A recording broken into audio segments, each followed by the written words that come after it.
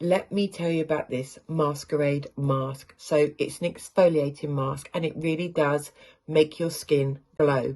What I love about this is that you put it all over your face when it's damp. So I use a hydrating mist.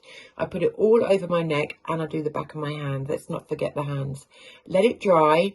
Then I go and get water, warm water, and I move the ingredients around so it goes wet again and you can feel all these ingredients working into your skin. It's beautiful. Take off with a damp cloth and then you'll have a glowing skin. I love it because you can walk around doing things whilst it's drying.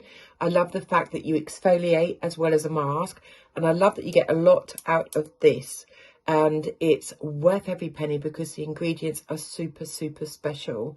So please go onto the website, read all about how it's made, the ingredients, where they come from, which is France, how this incredible mask can really make your skin glow and to take the dead skin off and to really benefit from the most beautiful mask I've used in a long time. So go and check them out and let me know when you buy it.